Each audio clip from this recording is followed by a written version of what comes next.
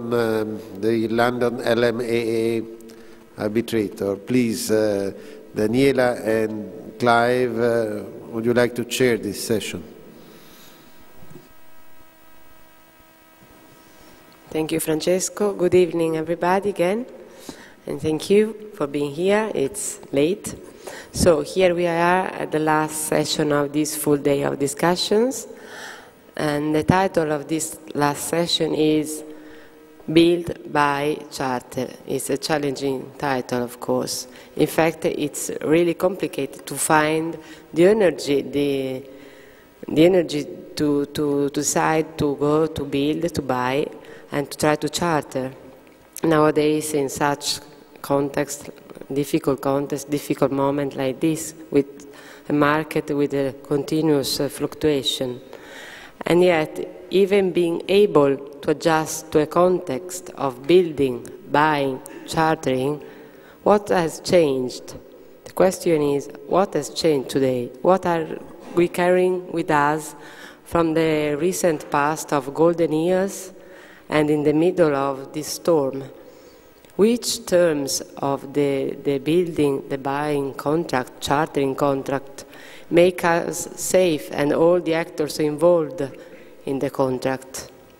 What has changed with this difficult moment?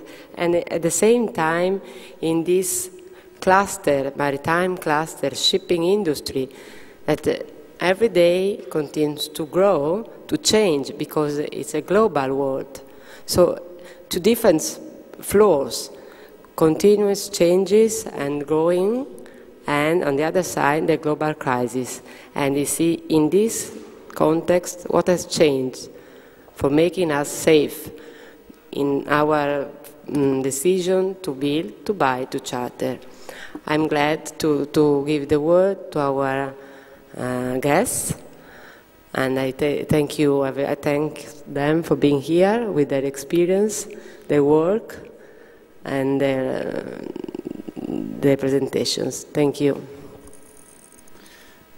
Thank you very much. We're going to try and finish before it's dark, so I'm going to say as little as possible at this stage. We're going to have some interesting discussions this afternoon, some papers reflecting some cases and decisions of the High Court in England of the last year that have surprised many people, and you'll find out why.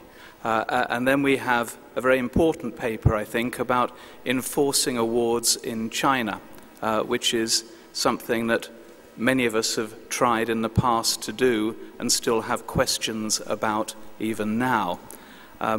But rather than hear my voice, I think let's start straight away with the first paper. I'm going to keep the introductions very brief. David McInnes is very well known, I think, to most of you in this room. He's a partner at Ince & Co.